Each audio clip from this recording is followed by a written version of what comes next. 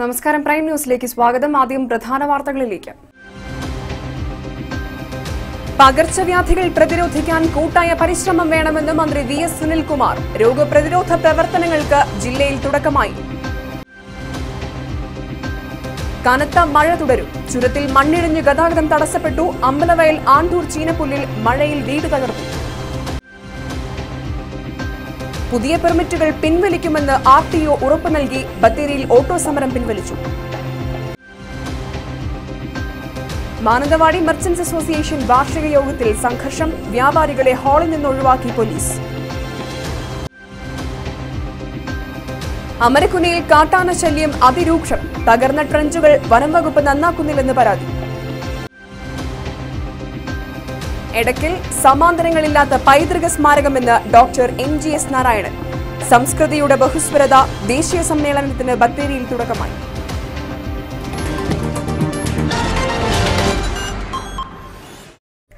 വാർത്തകൾ വിശദമായി. ജില്ലയിൽ പനി പ്രതിരോധ പ്രവർത്തനങ്ങൾക്ക് തുടക്കമായി. കൽപ്പറ്റ മുണ്ടേരിയിൽ കൃഷിമന്ത്രി VS സുനിൽകുമാർ ജില്ലാതല ഉദ്ഘാടനം നിർവഹിച്ചു. കൂട്ടായ പരിശ്രമം കൊണ്ട് മാത്രമേ പകർച്ചവ്യാധികൾ തടയാൻ സാധിക്കൂ എന്ന് മന്ത്രി.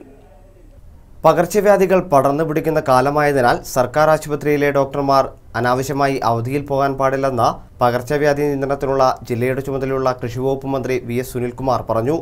മുണ്ടേരി ഇഷ്ടിക പൊയിൻ കോളനിയിൽ സംഘടിത ശുചീകരണ യജ്ഞത്തിന്റെ ജില്ലാതല ഉദ്ഘാടനം നിർവഹിച്ച് സംസാരിക്കുകയായിരുന്നു അദ്ദേഹം. പകർച്ചപ്പനി ഉൾപ്പെടെയുള്ള സാംക്രമിക രോഗങ്ങളെ പ്രതിരോധിക്കാൻ നാടെല്ലാം ഒന്നിച്ചണിനിരക്കണം. വൃത്തിയില്ലാത്ത ചുറ്റുപാടുകളിൽ നിന്നാണ് രോഗം വൻതോതിൽ പടരുന്നത്. കൊതുക് നശീകരണത്തിന് മുൻഗണന നൽകുന്ന പ്രവർത്തനങ്ങളാണ് സംസ്ഥാന തലത്തിൽ ജൂൺ 29 വരെ നടക്കുന്നത്. നാടിൻ്റെ എന്നതുപോലെ സ്വന്തം പരിസരങ്ങളും ശുചിയാക്കി സൂക്ഷിക്കേണ്ടത് ഏതൊരു പൗരൻ്റെയും ഉത്തരവാദിത്തമാണെന്നും മന്ത്രി പറഞ്ഞു. ആശുപത്രികളിലെല്ലാം ആവശ്യത്തിന് മരുന്ന് ലഭ്യമാക്കിയിട്ടുണ്ട്. OP പരമാവധി പ്രവർത്തിപ്പിക്കും.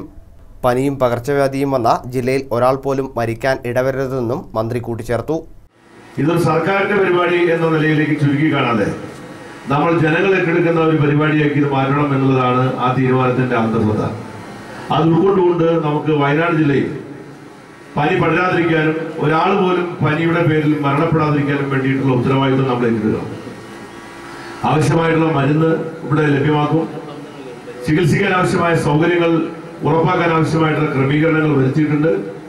എന്നാൽ പനിയും മറ്റ് പകർച്ചവ്യാധികൾ പടരാനിടയുള്ള സാഹചര്യം ഓരോ വീട്ടിലും ഉണ്ടെങ്കിൽ അത് മാറ്റാൻ ഓരോ വീട്ടുകാരും ബാധ്യസ്ഥരാണ്. CK ശശീന്ദ്രൻ MLA അധ്യക്ഷത വഹിച്ചു. ജില്ലാ കളക്ടർ S സുഹാസ്, ജില്ലാ panchayat vice president PK Asmath, Kalpetta നഗരസഭാ chairperson Ummaiba Moideenkutty, ADM K Raju, നഗരസഭാ vice chairman PP Ali, Kudumbashree പ്രവർത്തകർ, സന്നദ്ധ പ്രവർത്തകർ തുടങ്ങിയവരും ശുചീകരണ പ്രവർത്തനത്തിൽ പങ്കാളികളായി. വയനാട് ന്യൂസ്, കൽപ്പറ്റ.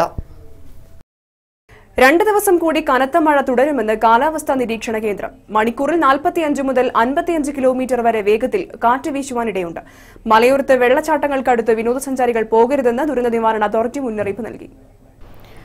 3 ദിവസം തുടർച്ചയായി മഴ പെയ്യുന്നതുകൊണ്ടാണ് ദുരന്ത നിവാരണ അതോറിറ്റി മുന്നറിയിപ്പ് നൽകിയിരിക്കുന്നത്.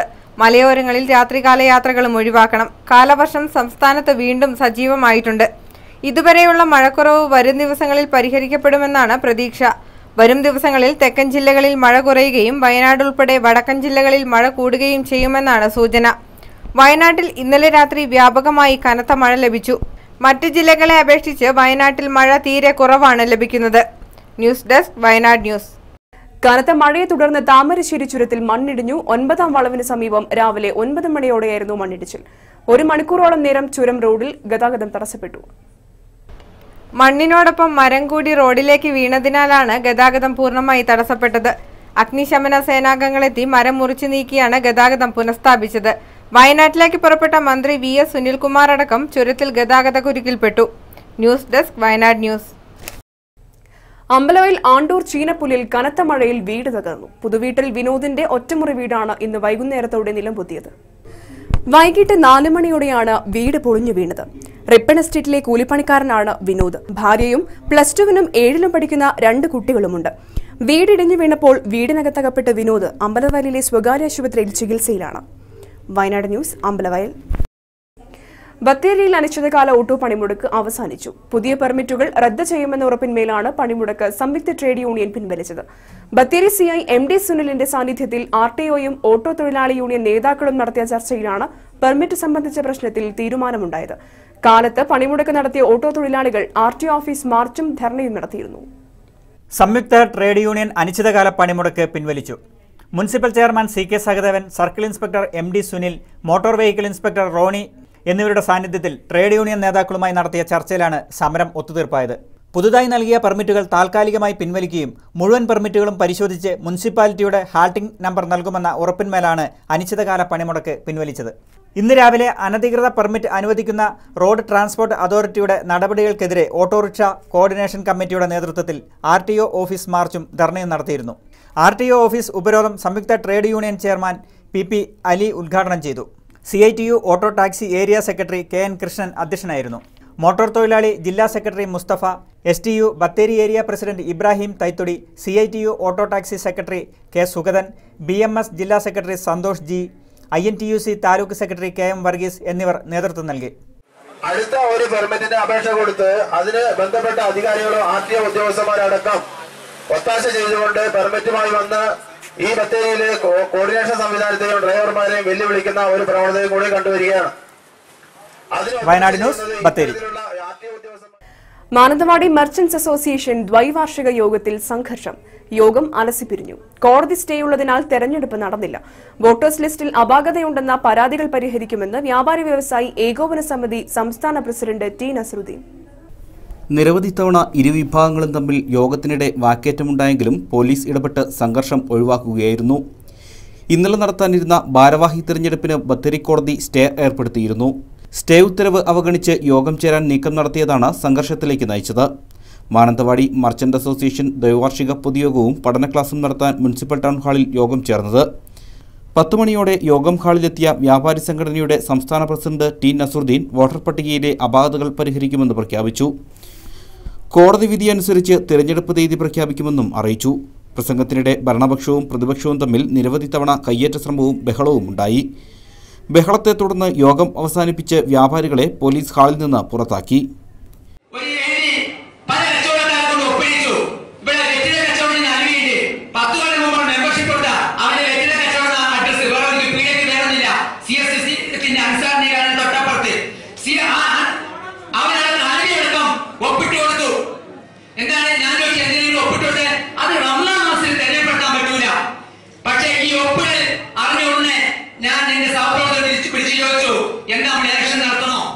ബിജു കിഴക്കേടം, വയനാട് ന്യൂസ്, മാനന്തവാടി.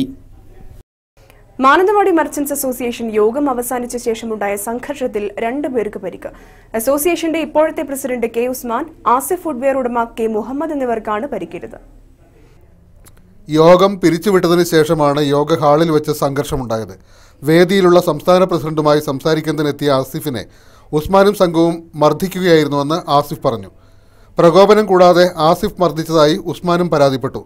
ഇരുവരെയും മാനന്തവാടി ജില്ലാ ആശുപത്രിയിൽ പ്രവേശിപ്പിച്ചു.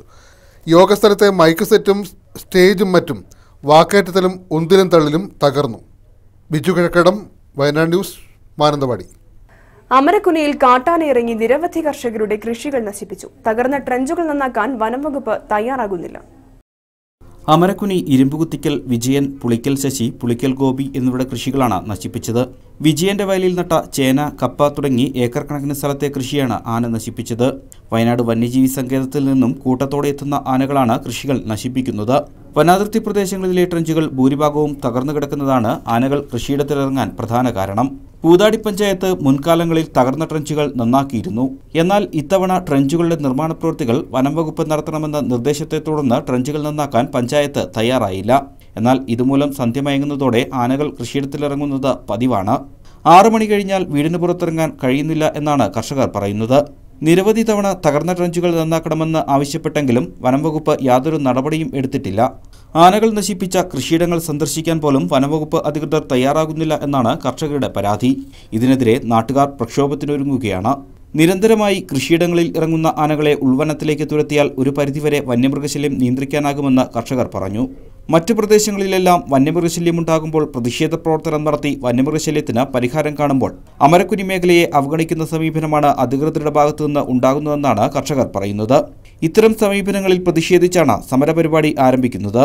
വരൾച്ചയും കൃഷിനാശവും മൂലം പ്രതിസന്ധിയിലായ കർഷകർ നിത്യച്ചെലവിന് പണം കണ്ടെത്തുന്നതിന് അയൽക്കൂട്ടത്തിൽ നിന്നും ബാങ്കുകളിൽ നിന്നും ലോണെടുത്താണ് കൃഷി നടത്തുന്നത്. വന്യമൃഗശല്യം മൂലം കൃഷിയിറക്കാൻ കഴിയാത്ത അവസ്ഥയാണ് മേഖലയിലെ കർഷകർക്ക്. വളരെ ഭീമമായ രീതിയിൽ കൃഷി ചേനയും അതുപോലെ തന്നെ മറ്റ് വാഴ, കപ്പ, അതുപോലെ തെങ്ങ്, നല്ല കായ്ഫലം കിട്ടുന്ന 2 തെങ്ങാണ് ഇവിടെ നശിപ്പിച്ചിട്ടുള്ളത്. നല്ല കായ ഉണ്ടായിരുന്നതാണ്.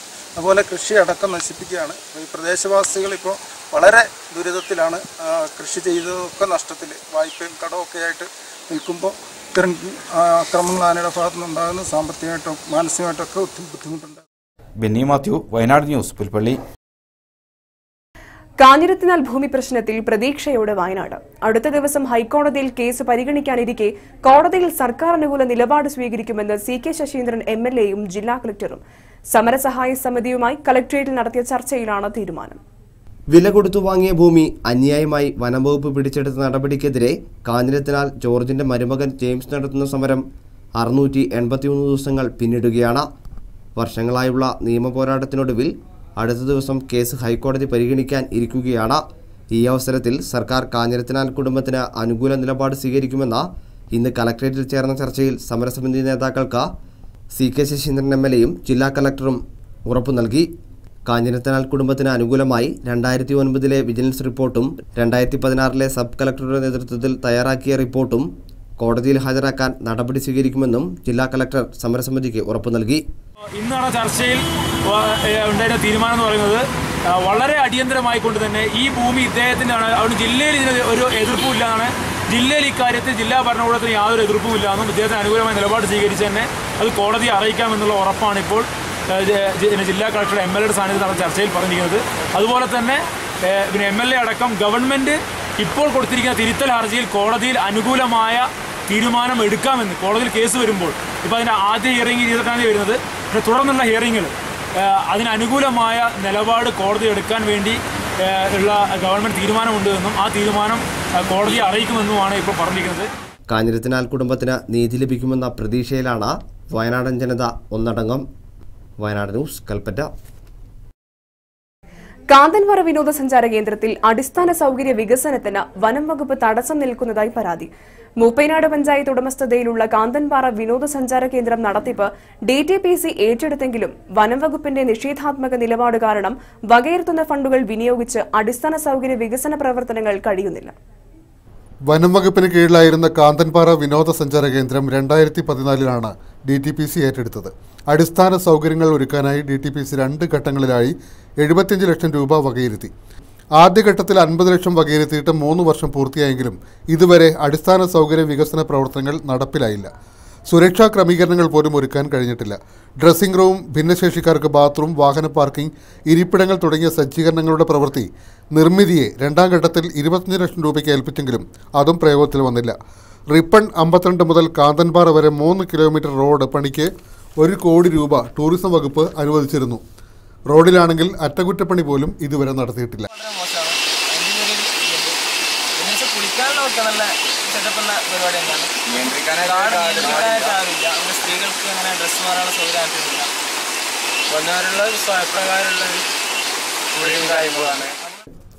റോഡും മറ്റടിസ്ഥാന സൗകര്യങ്ങളും പണം മുടക്കി പൂർത്തീകരിച്ചു കഴിഞ്ഞാൽ വിനോദസഞ്ചാര കേന്ദ്രത്തിന് വേണ്ടി വനംവകുപ്പ് വീണ്ടും അവകാശവാദം ഉന്നയിക്കുമോ എന്ന ആശങ്കയാണ് DTPCയുടെ മെല്ലെപ്പോക്കിന് കാരണമെന്ന് സംശയമുണ്ട്. മൂപ്പൈനാട് ഗ്രാമപഞ്ചായത്തും DTPCയും സംയുക്തമായാണ് മുമ്പ് വെള്ളച്ചാട്ടം നടത്തിപ്പ് നിയന്ത്രിച്ചിരുന്നത്. പ്രദേശവാസിയായ വിദ്യാർത്ഥി 2014 വെള്ളച്ചാട്ടത്തിൽ വീണ് മരിച്ച സംഭവത്തെ തുടർന്നാണ് നടത്തിപ്പ് DTPCക്ക് മാത്രമായി വിട്ടു നൽകിയത്. സുരക്ഷാവേലിയും മറ്റുമൊരുക്കി സഞ്ചാരികൾക്ക് പ്രവേശനം അനുവദിച്ചതോടെ വനംവകുപ്പ് ഇടയുകയാണെന്നാണ് നാട്ടുകാർ പറയുന്നത്. വെള്ളച്ചാട്ടത്തിലേക്കുള്ള വഴികൾ, വെള്ളം പതിക്കുന്ന ഭാഗത്തേക്ക് എത്താനുള്ള മാർഗം എന്നിവയ്ക്ക് വനംവകുപ്പ് കനിയണം. വനംവകുപ്പ് പിടിവാശി തുടരുകയും DTPCയുടെ വികസന പ്രവർത്തനങ്ങൾ ഇഴയുകയും ചെയ്താൽ ഒരുപക്ഷെ വരും കാലങ്ങളിൽ കാന്തൻപാറ ഒരു സ്വപ്ന സഞ്ചാരം മാത്രമായേക്കുമെന്നാണ് ആശങ്ക. Since yesterday we are enjoying Wayanad. It's worth coming to Wayanad. Wayanad. We're not finding it any difficult. it was a nice place to visit. We enjoyed it, and it's a cool place to have a bath, and Kerala was maintaining it's a good place to visit, and that's all about it. Sajar Puthalan, Wayanad news, Meppadi. Soochippara വെള്ളച്ചാട്ടം മാസങ്ങളുടെ ഇടവേളയ്ക്ക് ശേഷം സഞ്ചാരികൾക്കായി തുറന്നു. നൂറുകണക്കിന് സഞ്ചാരികൾ നിത്യേന എത്തുന്ന വിനോദസഞ്ചാര കേന്ദ്രത്തിൽ പക്ഷേ ശൌചാലയങ്ങൾ അടച്ചിട്ടിരിക്കുകയാണ്. 4 ശൌചാലയ മുറികളാണ് സൂചിപ്പാറയിൽ അടഞ്ഞുകിടക്കുന്നത്. വിനോദസഞ്ചാരികളുടെ ഉപയോഗത്തിനായി നിർമ്മിച്ചവയാണത്. ശൌചാലയങ്ങളിലേക്ക് വെള്ളം ലഭ്യമാക്കുന്ന മോട്ടോർ കേടായതുകൊണ്ടാണത്രേ അവ അടച്ചിട്ടിരിക്കുന്നത്. കേടായ മോട്ടോർ നന്നാക്കാൻ സാങ്കേതിക വിദഗ്ധനെ കിട്ടാത്തത് കാരണം വനംവകുപ്പ് അധികൃതർ നൂറുകണക്കിന് സഞ്ചാരികളെത്തുന്ന വിനോദസഞ്ചാര കേന്ദ്രത്തിലെ ശൗചാലയങ്ങൾ പൂട്ടിയിരിക്കുന്നു എന്നത് ആക്ഷേപാർഹമാണ്. ഇവിടെ എത്തുന്ന സ്ത്രീകളടക്കം സഞ്ചാരികൾ പ്രാഥമിക ആവശ്യങ്ങൾ നിറവേറ്റാൻ ഇടമില്ലാതെ ബുദ്ധിമുട്ടുകയാണ്. ബദൽ സൗകര്യങ്ങൾ ഒരുക്കാനും ടിക്കറ്റ് പിരിവിൽ സഞ്ചാരികളെ പ്രവേശിപ്പിക്കുന്ന വനംവകുപ്പ് ഇതുവരെ തയ്യാറായിട്ടില്ല. അടിസ്ഥാന സൗകര്യമായിട്ട് അവർക്ക് ഒരു മൂത്രപ്പുരയോ കുടിവെള്ളത്തിനൊന്നും തന്നെ യാതൊരു സൗകര്യവും ഇല്ല. ഈ രൂപത്തിലാണ്. എന്നാൽ കോടിക്കണക്കിന് രൂപയുടെ വരുമാനമാണ് ദിനംപ്രതി ഇവർ കിട്ടുന്നത്. ഇക്കാര്യത്തിലേക്ക് ചെയ്യാൻ ഫോറസ്റ്റ് ഡിപ്പാർട്ട്മെൻറ്റ് യാതൊരു താല്പര്യവും കാണിക്കുന്നില്ല. അത് ചെയ്യാൻ പോകുന്നത് നിലവിലുള്ള ടൂറിസത്തിനെ ഇല്ലാതാക്കാനുള്ള ഒരു ഗൂഢ ലക്ഷ്യമാണെന്നുള്ള സംശയം ജനങ്ങളുടെ ഇടയിലാകെയുണ്ട്. Sajar Puthalan, Wayanad news, Meppadi. Meppadi Mundakkai government LP സ്കൂളിന് സമീപത്തെ പാലം നവീകരിക്കണമെന്ന ആവശ്യം ശക്തമായി. നൂറ്റാണ്ടുകൾക്ക് മുൻപ് ഇരുമ്പ് കമ്പികളും മരത്തടികളും ഉപയോഗിച്ച് ബ്രിട്ടീഷുകാർ നിർമ്മിച്ച പാലം കാലപ്പഴക്കം കൊണ്ട് ദ്രവിച്ച് അപകടാവസ്ഥയിലാണ്. പതിറ്റാണ്ടുകൾക്ക് മുമ്പ് HML കമ്പനി തോട്ടം ഏറ്റെടുത്ത കാലത്ത് എസ്റ്റേറ്റിലേക്ക് വാഹനങ്ങളും തൊഴിലാളികളും പോയിരുന്നത് ഈ പാലത്തിലൂടെയാണ്. ചോലമല, പൂളക്കാട്, മുണ്ടക്കൈ പ്രദേശങ്ങളിലെ നിരവധി കുടുംബങ്ങൾ ഉപയോഗിക്കുന്ന പാലത്തിന്റെ തൂണുകളെല്ലാം തുരുമ്പെടുത്ത് നശിച്ചു. കൈവരികളും തകർച്ചയിലാണ്. മരപ്പാളികൾ ഇളകിപ്പോയിട്ടുണ്ട്. പാറക്കൂട്ടങ്ങൾ നിറഞ്ഞ പുഴയ്ക്ക് മുകളിലൂടെ ദ്രവിച്ച പാലത്തിലൂടെ തുടരുന്ന സ്കൂൾ കുട്ടികളുടെ അടക്കം യാത്ര അങ്ങേയറ്റം അപകടകരമാണ്. അപകടങ്ങൾ മുന്നിൽ നിൽക്കുന്നത് കണ്ണോട് കണ്ണ് കാണാമെന്നിരിക്കലും അധികൃതർ മൗനം പാലിക്കുകയാണ്. പാലം നവീകരിക്കണമെന്ന നാട്ടുകാരുടെ ആവശ്യത്തോട് സാങ്കേതികത്വം പറഞ്ഞ് പുറംതിരിഞ്ഞു നിൽക്കുകയാണ് ജനപ്രതിനിധികൾ പോലും. മുൻ MLAയ്ക്കും ഇപ്പോഴത്തെ MLAയ്ക്കും പഞ്ചായത്തിനും നിവേദനം നൽകിയെങ്കിലും അപകടമുണ്ടാകാൻ കാത്തു നിൽക്കുകയാണ് മേൽപ്പറഞ്ഞവരെല്ലാം.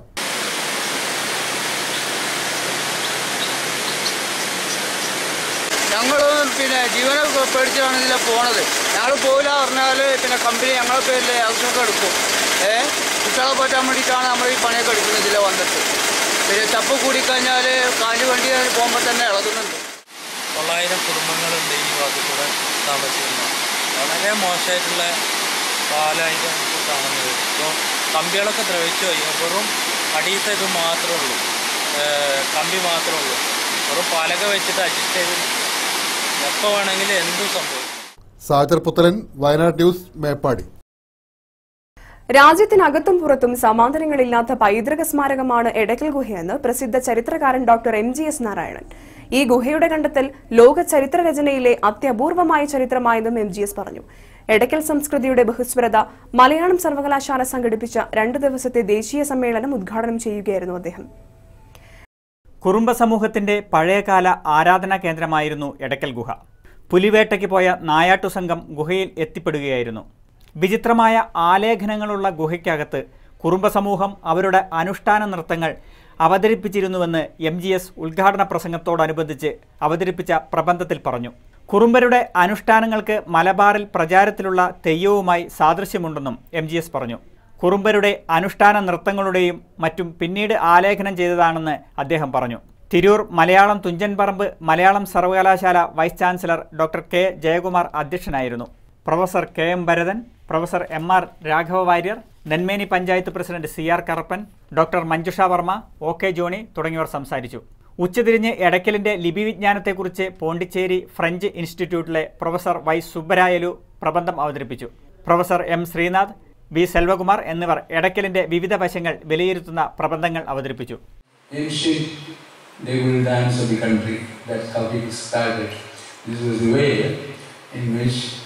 Most Christian Europeans refer to the ritual dance of the natives as devil dance. He refers to the dance still conducted among the Tulwas of the neighboring districts, northward and throughout South India, but especially in Tinavelu. had he known something about the Teyyam dance, which is still practiced in North Malabar. AP Shaji, Wayanad news, Bathery. Edakkal പോലെ ഇനിയും മനസ്സിലാക്കപ്പെട്ടിട്ടില്ലാത്ത ചരിത്ര പൈതൃകങ്ങളെ വ്യത്യസ്ത കാഴ്ചപ്പാടിലൂടെ വിലയിരുത്തുകയാണ് എടക്കൽ സംസ്കൃതിയുടെ ബഹുസ്വരത ദേശീയ സെമിനാറിന്റെ ലക്ഷ്യമെന്ന് മലയാളം സർവകലാ vice chancellor doctor K Jayakumar. Edakkal പൈതൃക സ്മാരകത്തിന് ഏതെല്ലാം സംസ്കൃതിയുമായി ബന്ധമുണ്ടെന്ന അന്വേഷണമാണ് സെമിനാറിന്റെ ഉദ്ദേശമെന്നും അദ്ദേഹം. ഇടയ്ക്കൽ പോലെ ഇനിയും വേണ്ടത്ര മനസ്സിലാക്കപ്പെട്ടിട്ടില്ലാത്ത ഒരു പൈതൃകത്തെ വ്യത്യസ്ത മാനങ്ങളിലൂടെ വിലയിരുത്തിക്കൊണ്ട് നമ്മൾ അറിയാതെ പോയ കാര്യങ്ങൾ അവിടെ നിന്ന് ഇനിയും നമുക്ക് ആർജിക്കുവാൻ സാധിക്കുമോ? നമ്മുടെ ചരിത്രത്തെപ്പറ്റി, കേരളത്തിലെ ജനസഞ്ചയത്തിൻ്റെ ചരിത്രത്തെപ്പറ്റി, നമ്മുടെ ജാനരൂപങ്ങളുടെ ചരിത്രത്തെപ്പറ്റി, ഏതെല്ലാം സംസ്കൃതികളുമായി നമ്മൾ ബന്ധപ്പെട്ടിരിക്കുന്നുവെന്നും നമ്മുടെ മനസ്സിൽ ഉറച്ചുപോയ നമ്മുടെ പൈതൃകത്തെ പറ്റിയുള്ള ചില ധാരണകളെ ഇളക്കി പ്രതിഷ്ഠിക്കുവാൻ ഈ അന്വേഷണങ്ങൾ കൊണ്ട് സാധിക്കുമോ എന്നുമെല്ലാമുള്ള അന്വേഷണമാണ് ഈ ഒരു സെമിനാർ അതിന്റെ നാന്ദിയാണ്. ചുള്ളിയോട് പ്രാഥമികാരോഗ്യ കേന്ദ്രത്തിന്റെയും മഹിളാ കോൺഗ്രസിന്റെയും സംയുക്താഭിമുഖ്യത്തിൽ കോളിയാടി കളപ്പുര കോളനിയിൽ മഴക്കാല രോഗ ബോധവൽക്കരണ ക്ലാസും ശുചീകരണ പ്രവർത്തനവും നടത്തി. IC ബാലകൃഷ്ണൻ MLA ഉദ്ഘാടനം ചെയ്തു. ബ്ലോക്ക് മെമ്പർ ജയാമുരളി, മണ്ഡലം പ്രസിഡന്റ് CT ചന്ദ്രൻ, പ്രേമചന്ദ്രൻ, പോൾസൺ, ഷീല പുഞ്ചവയൽ, സൂസൻ അബ്രഹാം എന്നിവർ സംസാരിച്ചു. മഴക്കാല രോഗങ്ങളെക്കുറിച്ച് ചുള്ളിയോട് പ്രാഥമികാരോഗ്യ കേന്ദ്രത്തിലെ ജൂനിയർ ഹെൽത്ത് ഇൻസ്പെക്ടർ മുത്തു ക്ലാസ് എടുത്തു. തുടർന്ന് കോളനി ശുചീകരണ പ്രവർത്തനം നടത്തി. പുൽപ്പള്ളി ഗ്രാമപഞ്ചായത്തിന്റെ നേതൃത്വത്തിൽ പകർച്ചവ്യാധികൾക്കെതിരെ ബോധവൽക്കരണ സെമിനാർ സംഘടിപ്പിച്ചു. വിവിധ സർക്കാർ വകുപ്പുകളുടെയും വിവിധ സന്നദ്ധ സംഘടനകളുടെയും കുടുംബശ്രീ അയൽക്കൂട്ടങ്ങളുടെയും നേതൃത്വത്തിൽ നടത്തിയ ബോധവൽക്കരണ സെമിനാർ ഗ്രാമപഞ്ചായത്ത് പ്രസിഡന്റ് ബിന്ദു പ്രകാശ് ഉദ്ഘാടനം ചെയ്തു. ഗ്രാമപഞ്ചായത്ത് വൈസ് പ്രസിഡന്റ് KJ പോൾ അധ്യക്ഷനായിരുന്നു. അനിൽ മോൻ, ശോഭന പ്രകാശ്, സണ്ണി തോമസ്, സജു എബ്രഹാം, ബിന്ദു ബാബു എന്നിവർ സംസാരിച്ചു. വയനാട് കാർഷിക പുരോഗമന സമിതിയുടെയും തൃശൂരിലെ ഫാം കെയർ ഫൗണ്ടേഷന്റെയും സംയുക്താഭിമുഖ്യത്തിൽ കേരളത്തിലെ കാർഷിക പ്രശ്നങ്ങളും പരിഹാരമാർഗങ്ങളും വയനാടൻ കാഴ്ചപ്പാട് എന്ന വിഷയത്തിൽ ജൂലൈ 4-ന് ബത്തേരി മുനിസിപ്പൽ ഹാളിൽ കാർഷിക സെമിനാർ നടക്കും. പുതുതായി രൂപം കൊണ്ട കാർഷിക പുരോഗമന സമിതിയുടെ ആഭിമുഖ്യത്തിൽ സംഘടിപ്പിക്കുന്ന ആദ്യ പരിപാടിയാണിത്. പുതിയൊരു സമിതിക്ക് വയനാട് കാർഷിക പുരോഗമന സമിതി എന്ന പേരിൽ രൂപം കൊടുത്തിരിക്കുന്നത്. അതിൻ്റെ പ്രഥമഘട്ടം എന്ന നിലയിൽ വയനാട് വികസന സെമിനാർ വയനാട് കാർഷിക പുരോഗമന സമിതിയുടെ നേതൃത്വത്തിൽ ജൂലൈ 4-ന് 9:30 മുതൽ സുൽത്താൻ ബത്തേരി മുനിസിപ്പൽ ഹാളിൽ നടക്കുകയാണ്. നമ്മുടെ വയനാട്ടിലെ 3 MLA-മാരും ഗവൺമെന്റിന്റെ കാർഷിക നയരൂപീകരണ ചെയർമാൻ K. കൃഷ്ണൻകുട്ടി MLA-യും ബത്തേരി ബിഷപ്പ്, ജില്ലാ പഞ്ചായത്ത് പ്രസിഡന്റ്, മറ്റ് ജനപ്രതിനിധികൾ, മറ്റ് സംഘടനകളുടെ ഭാരവാഹികൾ, സംസ്ഥാനത്തിലെയും ജില്ലയിലെയും ഉയർന്ന ഉദ്യോഗസ്ഥ തലത്തിൽ ഉള്ളവർ, അങ്ങനെ വിവിധങ്ങളായിട്ടുള്ള തലങ്ങളിലുള്ള ആളുകളും. മീരങ്ങാടി ഗ്രാമപഞ്ചായത്തിലെ മാനിക്കാവ് ശിവക്ഷേത്രത്തിൽ ജില്ലാ കളക്ടർ S. സുഹാസ് ദർശനം നടത്തി. ക്ഷേത്രം എക്സിക്യൂട്ടീവ് ഓഫീസർ VS ബാലകൃഷ്ണന്റെ നേതൃത്വത്തിൽ ക്ഷേത്രം ജീവനക്കാരും ഭക്തജനങ്ങളും ചേർന്ന് ജില്ലാ കളക്ടറെ സ്വീകരിച്ചു. പ്രധാന വാർത്തകളിലേക്ക് ഒരിക്കൽ കൂടി. പകർച്ചവ്യാധികൾ പ്രതിരോധിക്കാൻ കൂട്ടായ പരിശ്രമം വേണമെന്ന് മന്ത്രി VS സുനിൽകുമാർ. രോഗപ്രതിരോധ പ്രവർത്തനങ്ങൾക്ക് ജില്ലയിൽ തുടക്കമായി. കനത്ത മഴ തുടരും. ചുരത്തിൽ മണ്ണിടിഞ്ഞ് ഗതാഗതം തടസ്സപ്പെട്ടു. അമ്പലവയൽ ആണ്ടൂർ ചീനപ്പുല്ലിൽ മഴയിൽ വീട് തകർന്നു. പുതിയ പെർമിറ്റുകൾ പിൻവലിക്കുമെന്ന് RTO ഉറപ്പു നൽകി. ബത്തേരിയിൽ ഓട്ടോ സമരം പിൻവലിച്ചു. മാനന്തവാടി മർച്ചന്റ്സ് അസോസിയേഷൻ വാർഷിക യോഗത്തിൽ സംഘർഷം. വ്യാപാരികളെ ഹാളിൽ നിന്ന് ഒഴിവാക്കി പോലീസ്. അമരക്കുനിയിൽ കാട്ടാന ശല്യം അതിരൂക്ഷം. തകർന്ന ട്രഞ്ചുകൾ വനം വകുപ്പ് നന്നാക്കുന്നില്ലെന്ന് പരാതി. എടക്കൽ സമാന്തരങ്ങളില്ലാത്ത പൈതൃക സ്മാരകമെന്ന് ഡോക്ടർ MGS നാരായണൻ. സംസ്കൃതിയുടെ ബഹുസ്വരത ദേശീയ സമ്മേളനത്തിന് ബത്തേരിയിൽ തുടക്കമായി.